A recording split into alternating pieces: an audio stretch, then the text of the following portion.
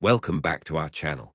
They tell you Hollywood is built on stardust, but look closer and you'll see the foundation is poured in blood. On the surface, Phyllis McGuire was the pristine face of American pop culture, a church choir angel draped in white. But backstage, that angel belonged to Giancana, a monster who didn't sign autographs. He signed death warrants. This isn't just a love story gone wrong. It is the grotesque reality of show business stripped bare, proving that behind every glittering marquee lies a graveyard, and the price of fame is often paid in silence to the mob. But before the blood and the glitter mixed, they lived in two different worlds that should never have touched, separated by a moral abyss, yet destined to collide. Phyllis McGuire was the minister's daughter from Ohio, the center of the wholesome McGuire sisters, America's musical manicures, who sang away post-war anxiety with perfect harmonies. While Phyllis was singing hymns, Giancana was perfecting murder on the streets of Chicago, a certified psychopath rejected by the army but embraced by the mob. Sam rose from a teenage driver to the sharkskin-suited boss of the outfit. By 1960, he had conquered the underworld and had the CIA in his pocket. But he was bored. He didn't want a gun mal. He wanted a trophy that proved he had class. The collision course was set for Las Vegas, where the McGuire sisters were reigning as the $50,000 a week queens of the desert inn. Giancana was in the audience. He sat at table one, the boss's table. He wasn't there for the music. He was there because he owned a piece of the hotel. He watched Phyllis McGuire. He saw the energy. He saw the diamonds she wore. Diamond. She had bought herself with her own hard-earned money. He saw a woman who was powerful in her own right, but who was trapped in a cage of propriety. Sam didn't approach her with a pickup line. He approached her with leverage. In the neon-soaked purgatory of 1960s Las Vegas, where time dissolved into a blur of spinning wheels and clinking ice, Phyllis McGuire had a secret that was rotting the foundation of her pristine image. The saint of Middletown, Ohio, the smiling center of the angelic McGuire sisters trio, nurtured a vice that was dark, consuming, and entirely at odds with the hymn she had been raised on. She loved to gamble, but love is too soft a word for the pathology that gripped her. It was a hunger, a desperate need to feel the razor's edge of risk. She didn't just play the slots, feeding quarters into machines like a bored tourist.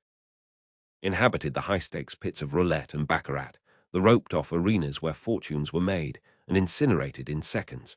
She played with a manic intensity that terrified her managers, a feverish, dilated pupil focus that suggested the applause of the crowd was no longer enough to make her feel alive.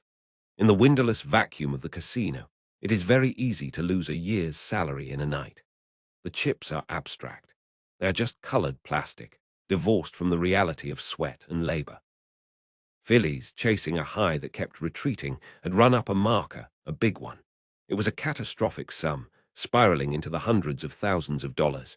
A debt that could not only bankrupt her, but shatter the carefully cultivated, squeaky clean brand of the McGuire sisters forever.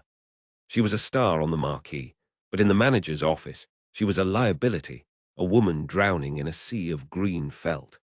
This was the opening Sam needed. He had been watching from the shadows, a predator observing the limp of a wounded gazelle. He didn't offer to pay it off as a favor. Her favors implied gratitude, and Sam wasn't interested in something as fleeting as thanks. He took care of it as a transaction.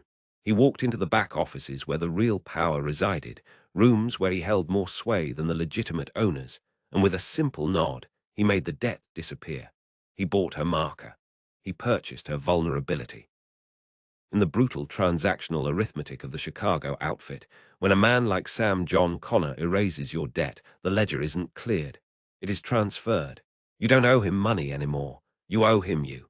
It was an acquisition of property executed with the cold precision of a corporate hostile takeover. He moved in immediately. It wasn't a courtship. It was a siege. It was a military occupation of a human being. Sam didn't woo her. He annexed her.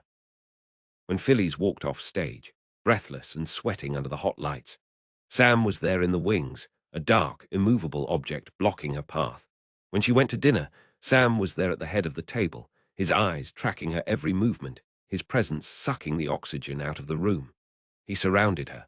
He used the immense, terrifying machinery of the Mafia to create a bubble around her, a hermetically sealed world where his word was law and his presence was absolute. He sent flowers not by the dozen, but by the truckload, filling her suite with so many roses that the scent became cloying, suffocating, a botanical display of sheer, overwhelming force that screamed dominance rather than affection. But these weren't just romantic gestures. They were displays of reach. They were reminders that his power had no boundaries, that he could touch her anywhere at any time. When Phyllis received a diamond bracelet worth $50,000, a glittering shackle of platinum and ice, she had to know on some level where that money came from. It didn't come from honest labor or wise investments. It came from the skim, the untaxed millions rad off the top of the casino counts before the IRS ever saw a dime. It came from the unions he squeezed until they bled dry. It came from the guys who got their knees broken with baseball bats in back alleys in Cicero and the bodies dissolving in barrels of acid in industrial basement. Every facet of those diamonds reflected a crime. By accepting them, by clasping them around her wrist, she was allowing him to drape her in the proceeds of his brutality. He was buying her soul carat by carat, turning the icon of American innocence into a billboard for his untouchable wealth. Phyllis didn't run. That is the great mystery and the great tragedy of their union. Why didn't she run? She was rich in her own right. She was famous, beloved by a nation that saw her as a surrogate daughter. She could have hired an army of private security. She could have fled to Europe. She could have left Vegas and never looked back. But she stayed. She sat in the gilded cage he built and let him lock the door. Perhaps she was bored with the saint act, exhausted by the crushing pressure of being the perfect minister's daughter who never stepped out of line. Perhaps after years of being told to smile, wear white gloves, and be a good girl, the presence of a man who broke every rule God and man ever made was intoxicating. There is a seduction and absolute power, even when it is evil. Sam was dangerous in a way that the polished men of Hollywood could never be. He carried a gun, not as a prop, but because it was a tool of his trade, as essential as a microphone was to her. He talked about people as if they were chess pieces to be removed from the board, lives to be extinguished with a phone call. He was the wolf, and she was the lamb who decided not to flee the den. She found a strange safety in the shadow of a monster, a thrill in the proximity to death. She looked at the blood on his hands and chose to hold them. For a woman who had lived her life in harmony, Sam was a fascinating discord. The affair began in the shadows of the desert inn.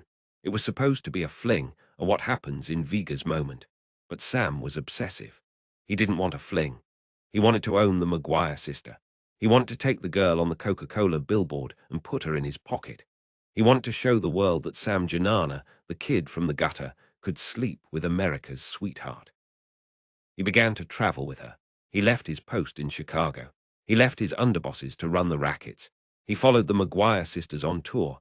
He was a constant, menacing presence in the front row. He terrified the other sisters. Christine and Dorothy saw what was happening. They saw the sharks circling their sister. They begged Phyllis to stop. They told her it would ruin the act. They told her it would ruin their lives. Phyllis ignored them. She was falling into the trap of the bad boy. She believed she could tame him. She believed that with her, Sam was different. She saw the man who cooked eggs for her in the morning, not the man who ordered an ice pick to the brain of a snitch in the afternoon. She fell in love with the mask, but the mask was slipping. The FBI was watching. J. Edgar Hoover, the director of the FBI, had an obsession with the Chicago outfit. When his agents reported that Sam John Connor was sleeping with Phyllis McGuire, Hoover didn't see a love story. He saw leverage. He saw a way to humiliate Sam and potentially a way to get to the Kennedys. The wiretaps were authorized, turning a tabloid scandal into a grotesque violation of human dignity. The FBI didn't just tap Sam's phone, they bugged the hotel rooms. They planted microphones in the lamps, in the headboards, in the walls. The reality was jarring. Phyllis McGuire, the woman who sang, "Good night, sweetheart. Good night," lay in the arms of a mass murderer, whispering her deepest fears and desires. And in a van outside, men in cheap suits were smoking cigarettes and laughing. They heard the sex. They heard the arguments. They heard Sam bragging about his power. They heard Phyllis complaining about her sisters. The agents gave the tapes names. They passed them around the office. It was voyeurism sanctioned by the state. Phyllis was stripped naked, not just by Sam, but by the government. She was collateral damage in a war she didn't understand. Sam knew he was being followed. He didn't care. In fact, he flaunted it. He took Phyllis to Europe. They went to London, Rome, Paris. It was a royal tour of the underworld. Sam treated Europe like his personal playground. He wanted to show Phyllis off to his international contacts. "Look what I have," he seemed to say. "I have the diamonds and I have the girl." But the cracks were forming. The press caught wind of it. A gossip columnist in Chicago dropped a blind item about a singing sister and a mob mister. The whispers started in the dressing rooms. Club owners who usually bowed down to the McGuire sisters started to get nervous. Booking agents hesitated.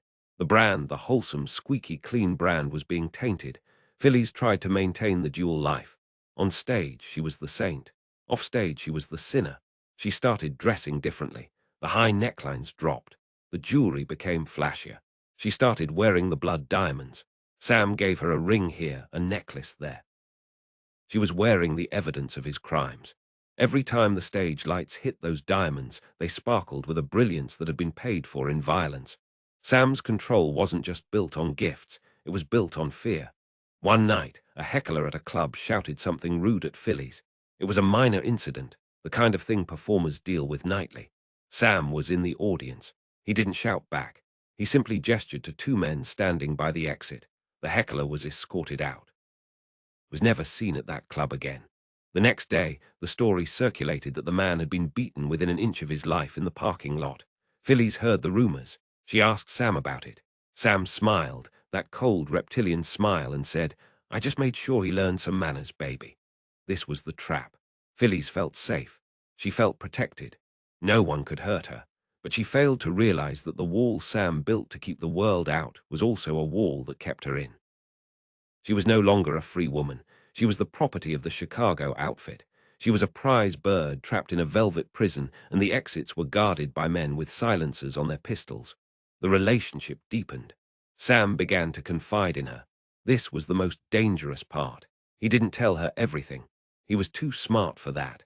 But he told her enough. He talked about his frustrations with the commission. He talked about his dealings with Frank Sinatra.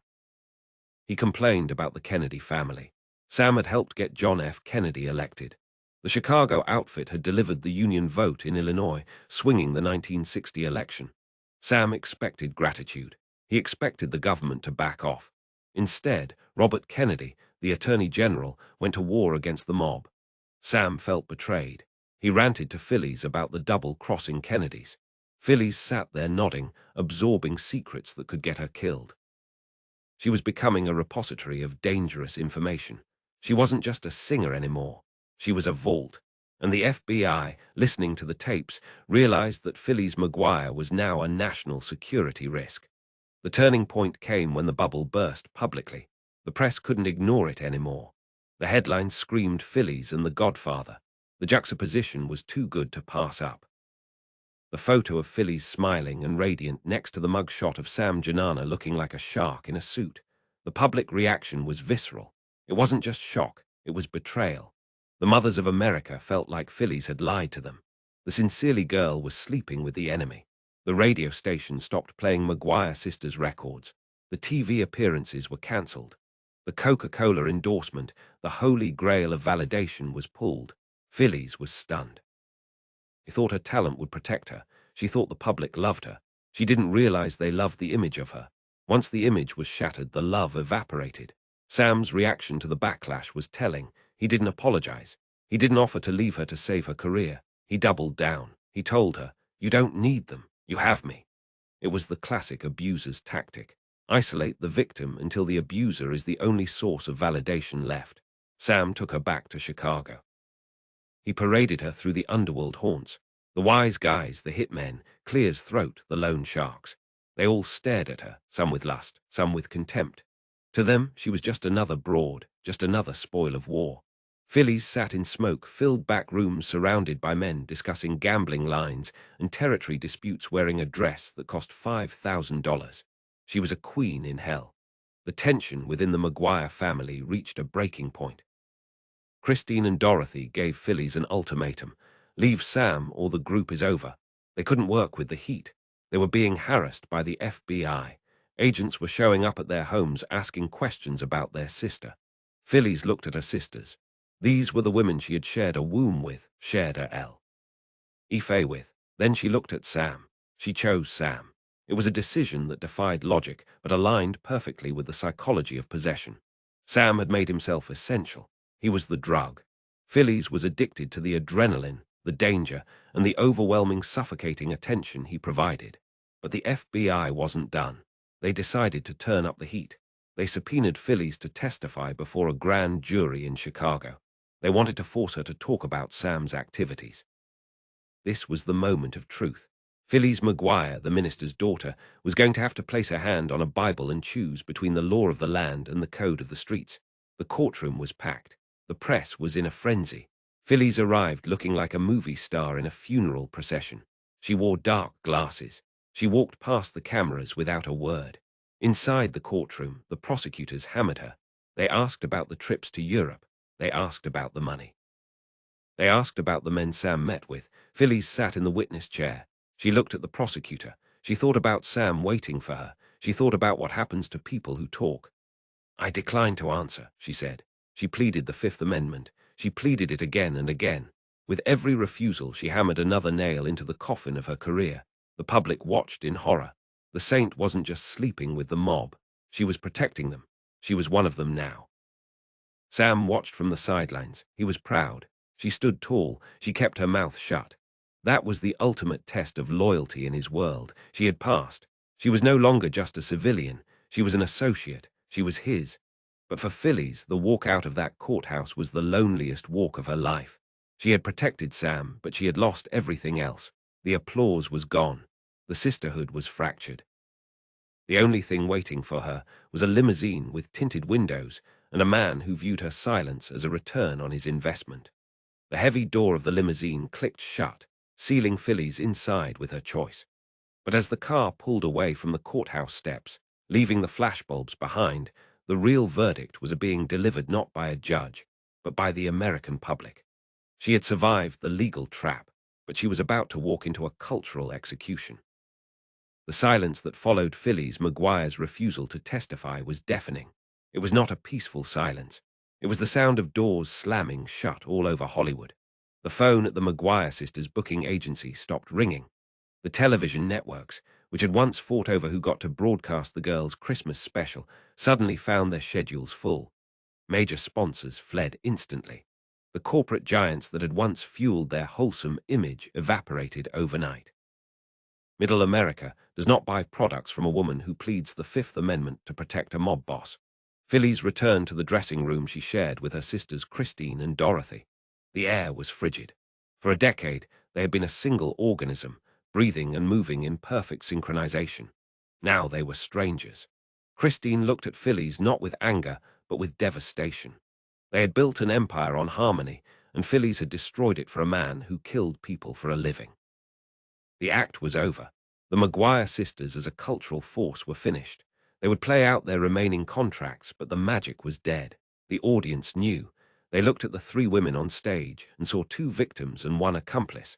But Phyllis did not grieve the loss of her career. She was too busy being ushered into a new role, the first lady of the mob.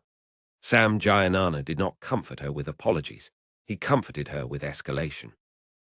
He moved her into a world where the laws of gravity and the laws of the United States did not apply. He took her to the Cal Neva Lodge, a casino resort straddling the border of California and Nevada. It was owned by Frank Sinatra, the crown prince of entertainment and Sam's close friend. The Calva was supposed to be a sanctuary. It was a playground for the Rat Pack, for Marilyn Monroe, for the Kennedys. It was a place where the booze flowed freely and the FBI wasn't supposed to look. But Sam was banned. The Nevada Gaming Control Board had a black book, a list of people forbidden from entering any casino in the state. Sam Giancana was at the top of that list. His presence was radioactive. Sam didn't care. He flew Phyllis in on a private plane. They stayed in Chalet 50, the most exclusive bungalow on the property. He wanted to show her that rules were for little people. He was Sam Giancana. He went where he pleased. For a few days it was a paradise of sin. They drank expensive champagne by the pool. They watched Sinatra perform in the showroom. But the reality of Sam's life always crashed the party. A fight broke out. Sam, drunk and volatile, got into an altercation with T. He screamed at them. He threatened to burn the place down. His voice, usually a low rasp, rose to a terrifying shriek. The FBI was watching. They documented Sam's presence. They took photos. They sent the evidence to the gaming control board. The fallout was nuclear. Frank Sinatra, the biggest star in the world, lost his gaming license. He was forced to sell his share of the Calva. He was humiliated, and he blamed Phyllis. In Sinatra's eyes, Sam was his friend, but Phyllis was the distraction, the loose end that had brought the heat. This incident at the Calva was pivotal. It isolated Phyllis from the legitimate celebrity world entirely. Sinatra cut her off. The Rat Pack turned their backs. She was no longer one of the guys. She was Sam's girl, and Sam was poison. Back in Chicago, the mechanism of possession tightened. Sam didn't just want to be with Phyllis. He wanted to consume her. He moved her into a sprawling estate filled with museum-quality furniture, a monument to excess. He draped her in heavier jewels, a 10-carat diamond ring, a platinum necklace dripping with emeralds. But these weren't just gifts. They were dog tags. In Sam's world, adorning her in the proceeds of his rackets was a territorial display.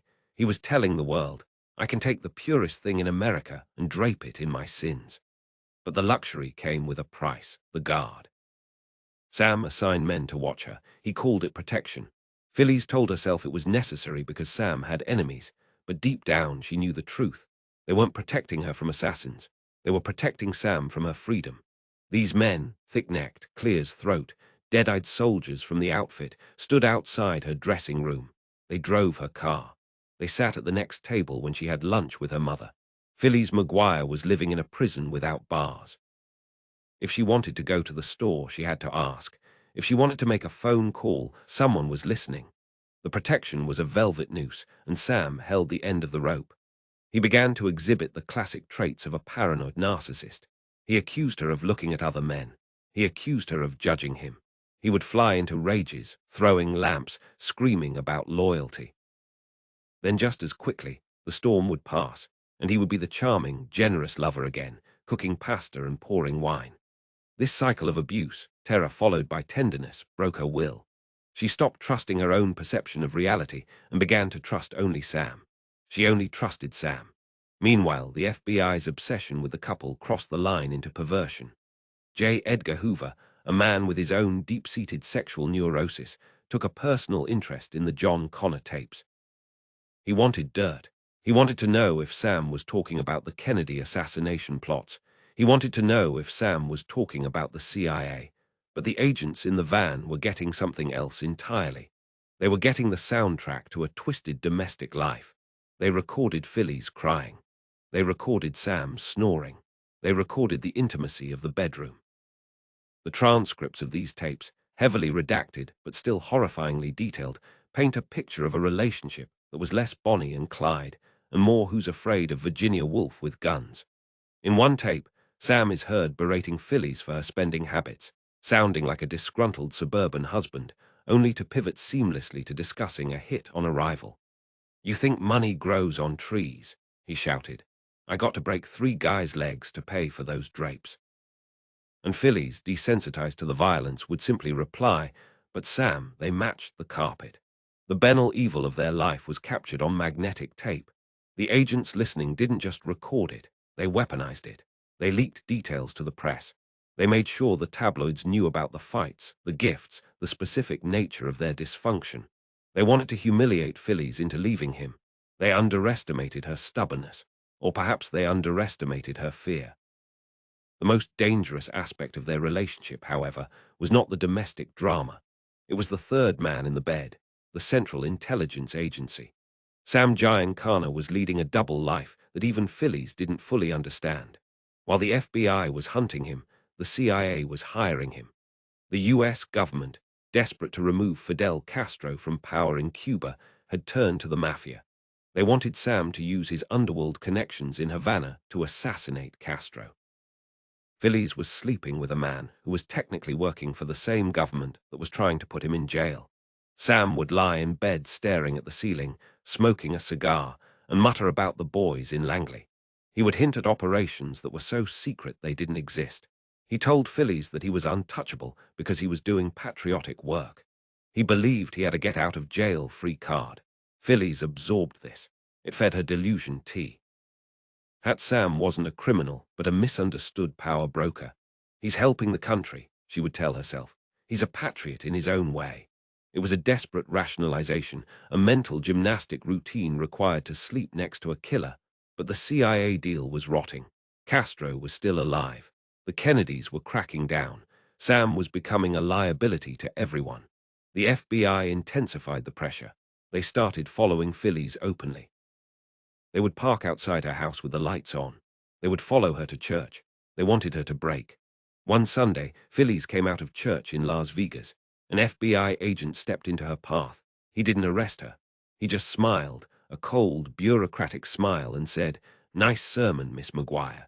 Did you pray for Sam's soul because he's going to need it?" It was a violation of the spiritual sanctuary, just as they had violated her bedroom. There was no place left for Phyllis to hide. God, the law, and the public had all turned their backs. In 1963, the pressure cooker exploded. President John F. Kennedy was assassinated in Dallas. The world stopped. In the chaotic aftermath, the spotlight on the Mafia intensified. Conspiracy theories swirled. Did Sam do it? Did the CIA do it? Was it retaliation for the crackdown? Sam became the most scrutinized man in America. The Patriot defense evaporated. He was now just a suspect. The CIA cut ties. The FBI took off the gloves. Phyllis found herself living in a bunker. The estate in Oak Park was surrounded by reporters and agents. The phone lines were tapped so heavily you could hear the echo of your own voice. The romance was gone. It was just survival. Sam's behavior deteriorated. The stress of the scrutiny made him savage. He stopped being the charming lover. He became the boss full-time, even in the kitchen. He barked orders at Phyllis. He treated her like a soldier who was failing a mission. "You keep your mouth shut," he told her repeatedly. "You don't know nothing. You never saw nothing." He was coaching her for the inevitable. He knew the subpoenas were coming back. He knew the grand jury wasn't done with her. And Phyllis, the woman who once sang about sugar time, learned the code of Omer. She learned how to look at a prosecutor with dead eyes. She learned how to forget dates, times, and faces. She learned how to kill her own memory. The transformation was complete. The girl from Ohio was dead. In her place was a mob wife without the ring. She had traded her reputation for a front-row seat to the collapse of the American underworld. One night, sitting in the living room of the estate, Sam turned to her. He was holding a glass of scotch, his hand shaking slightly, not from fear but from rage. "They're going to try to kill me, Phil," he said. "Not the cops, our guys, the outfit." "I'm too hot. I'm bringing too much heat." Phyllis froze. She looked at the man she had sacrificed everything for. He wasn't talking about prison. He was talking about execution. "What do we do?" she whispered. Sam looked at her, his eyes flat and hard. You do nothing. You keep singing. You keep smiling me. I got to go away." He was planning his exile. He was going to Mexico. He was going to leave her behind to face the music. It was the ultimate betrayal of the romantic myth. Romeo wasn't going to drink the poison. He was going to catch a flight to Cuernavaca and leave Juliet to deal with the feds. Phyllis realized then that she was not his partner. She was his cover. She was the beautiful distraction that had kept the public occupied while he ran his business. Now that the business was collapsing, she was expendable, but she didn't leave him. Even as he packed his bags, even as he moved his money offshore, even as he prepared to abandon her to the wolves of the press and the FBI, she helped him pack. She folded his silk shirts. She polished his alligator shoes. Why? Because the possession was absolute. She didn't know how to exist in a world where Sam Giancana wasn't telling her what to do. She was a satellite that had lost its orbit, but she was still terrified of the dark void of space. Sam left for Mexico in 1966. Phyllis stayed in America. She was alone in the mansion, surrounded by the gold furniture and the wire taps. The silence returned, but this time it was the silence of abandonment. She had the diamonds. She had the notoriety. But the man who had promised her the world had left her with nothing but a file at the FBI headquarters thick enough to stop a bullet. As Sam's plane climbed into the sky, heading south toward the border, Phyllis was left standing in the wreckage of her reputation. She thought the distance might save them, that the heat would die down if the Godfather was out of the picture. She was wrong. The chaos didn't end. It simply changed zip codes. Mexico was not a sanctuary. It was a waiting room for death. Sam Giancana settled in Cuavaca, a city of eternal spring. But for him, it was a season of rot. He bought a ville with high walls and iron gates. He hired guards. He tried to play the role of the retired gentleman. He gardened. He played golf. He wore expensive linen shirts and smoked cigars on the terrace, looking out at the mountains. But a shark cannot live in a swimming pool. Sam was a creature of the pavement, of the backroom, of the hustle. In Mexico, stripped of his daily power. The silence began to eat him alive. Phyllis McGuire became his only tether to the world he had left behind. She became his primary link to the outside world. She didn't move to Mexico. She couldn't. Her life, her remaining shreds of a career, and her family were in the United States. So she began a ritual of transit that was exhausting and humiliating. She flew to Mexico City, then took a car to Cuauhca. She did this dozens of times. Every time she stepped into an airport, she felt the eyes. The FBI knew where she was going. They tracked her flights. They watched her luggage. She was no longer just a singer. She was a mule for emotional contraband. When she arrived at the villa, the dynamic was grotesque. Sam wasn't grateful. He was suspicious. The paranoia that had sprouted in Chicago bloomed in the Mexican heat. He accused her of sleeping with other men in the States. He accused her of talking to the FBI. He demanded to know who she had seen, what she had said, why she was 5 minutes late. He checked the phone bills. He checked the odometers on the cars. He was a dictator of a kingdom Clear's throat of one, and Phyllis was his only subject. She endured it. Why? Because the alternative was admitting that she had thrown her life away for nothing. The weight of her sacrifice was a powerful trap. She had sacrificed the McGuire sisters, her reputation, and her innocence. If she left Sam now, she would be left with only the wreckage. So she doubled down. She played the beautiful wife to a man who wasn't her husband. She cooked for him. She listened to his rants about the Kennedys, about the CIA, about the ungrateful outfit bosses back in Chicago who were happy to see him gone. The FBI agents back in Chicago were frustrated. Sam was out of their reach. The Mexican authorities were being paid off. The extradition treaties were murky, so they squeezed Phyllis. They leaked stories to the press about her trips. They made sure the world knew that Phyllis McGuire was visiting the Godfather in exile. They turned her loyalty into a weapon against her. They wanted to shame her into breaking up with him. It didn't work. The shame only calcified her resolve. She developed a thick skin. She stopped reading the newspapers. She stopped caring what the public thought. She created a bubble where the only opinion that mattered was Sam's. But Sam was deteriorating. The exile was changing to sage him. He wasn't the sharp shark skin suited boss anymore. He was becoming sloppy. He was becoming loud. In Cuavaca, he started to act out. He got into fights on the golf course. He threw clubs at caddies. He screamed at the locals. He forgot that he was a guest in a foreign country. He forgot that his money could buy silence, but it couldn't buy respect. The outfit back in Chicago, Tony Ardo, Paul Ra, the real heavyweights were watching. They didn't like what they saw. A mob boss is supposed to be quiet. He is supposed to be invisible. Sam Giancana was a neon sign. His affair with Phyllis, his antics in Mexico, his constant need for attention, it was all heat. And in the Mafia, heat burns everyone. The bosses started to view Sam not as a leader in exile, but as a liability. Phyllis felt this shift. On her visit, she noticed the tension in Sam's guards. She noticed that the phone calls from Chicago were shorter, colder. Sam would slam the receiver down and curse Tony Ardo. "They think I'm finished," he would growl.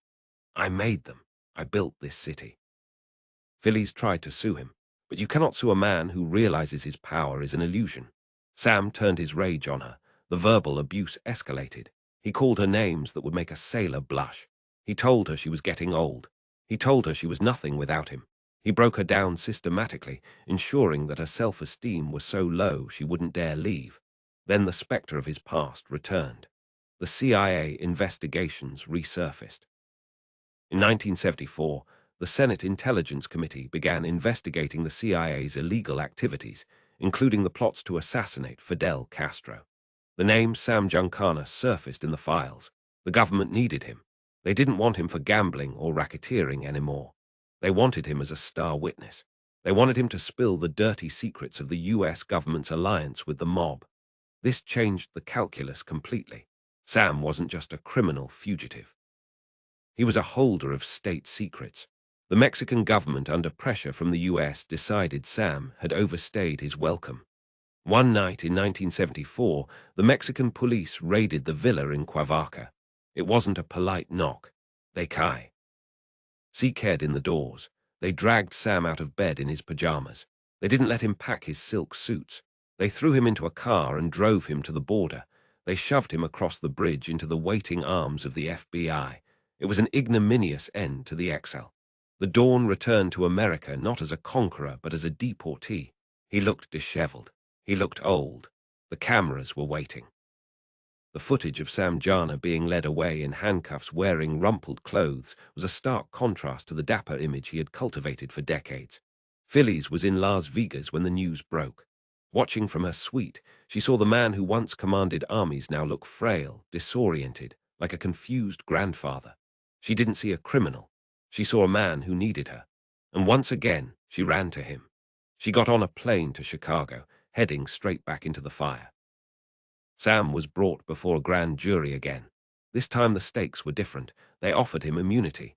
Immunity is a trap. If you have immunity, you cannot plead the Fifth Amendment. You have to talk. If you don't talk, you go to jail for contempt. If you do talk, the mob kills you. It was a death sentence. Either way, Sam chose silence. He refused to answer questions. The judge threw him in jail. For the next year, Phyllis McGuire's life was a series of prison visits. Went to the Cook County Jail. She sat in the waiting room with the wives of drug dealers and petty thieves. She wore her dark glasses and her fur coats, a relic of a glamorous era that had turned into a gritty reality show. Sam was not a good prisoner. He complained about the food. He complained about the mattress, but mostly he complained about the betrayal. He felt the outfit had abandoned him. He felt the government had double-crossed him. Clear his throat. He was a bitter, angry man. Phyllis sat on the other side of the glass. She listened. She nodded. She smuggled him messages. She was the only person he trusted, yet he treated her like an employee. Get me a lawyer, call this guy, bring me cash. He never asked, how are you? He never asked, is your career okay? He didn't care. She was a tool. The prison stint took a toll on his health. He developed gallbladder issues. His blood pressure spiked. His lawyers argued for his release on medical grounds.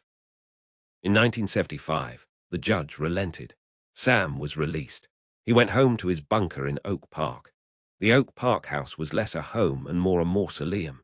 Heavily draped and suffocatingly quiet, it became the final stage for Sam's unraveling.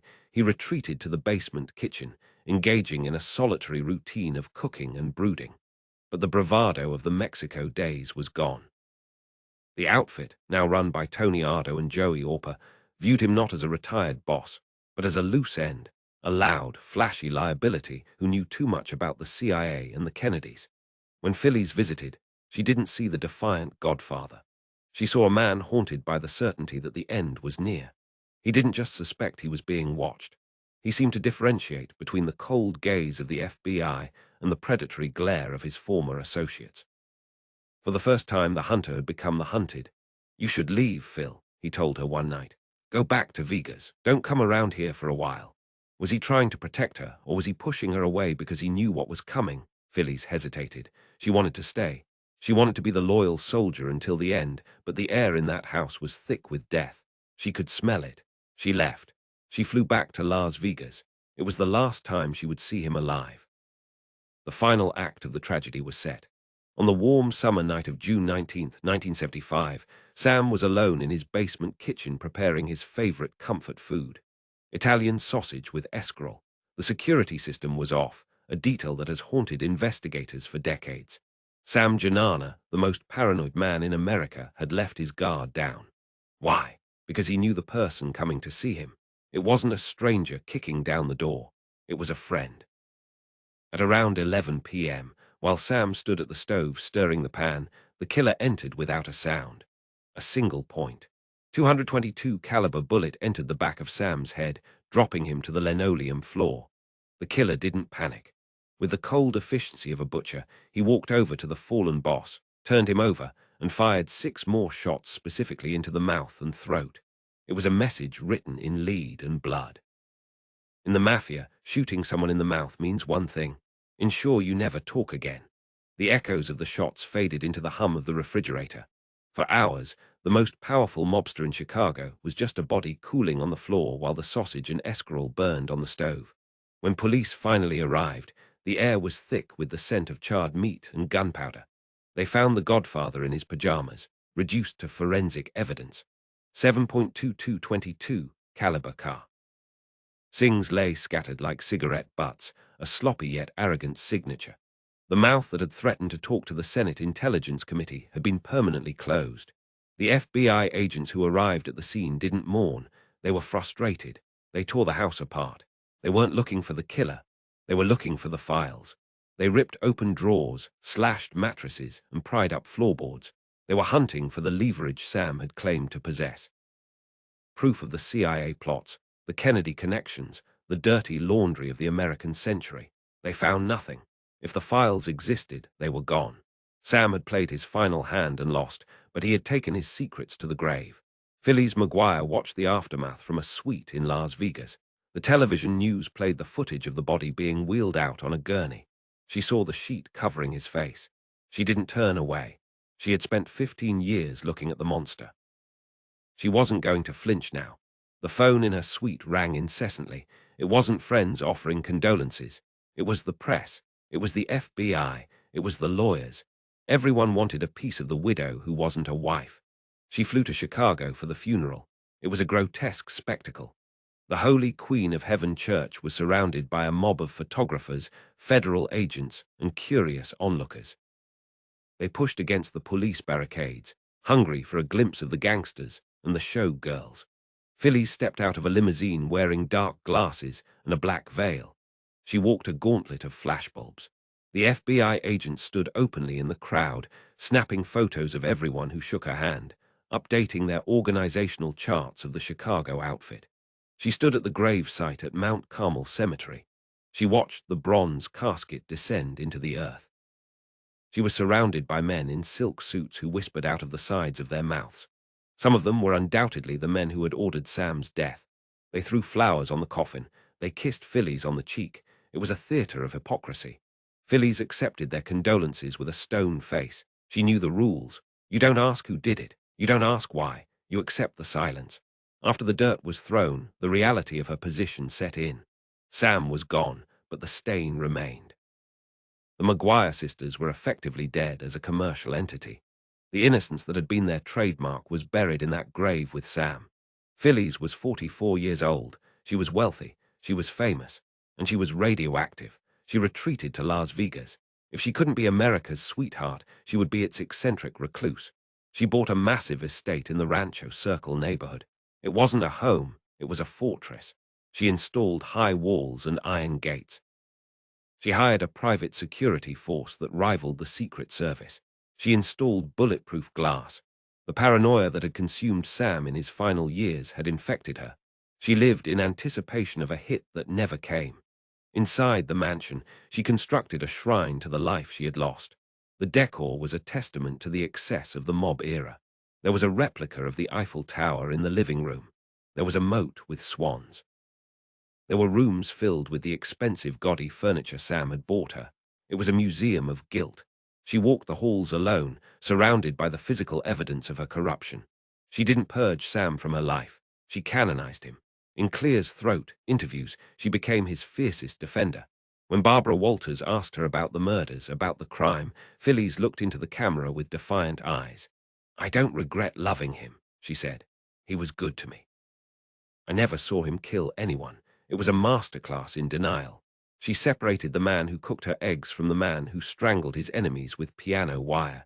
She chose to remember the lover and forget the butcher. This was her survival mechanism. If she admitted he was a monster, she would have to admit she had slept with a monster. But the FBI wasn't done with her. Even after Sam's death, they kept the file open. They believed Phyllis knew where the missing money was.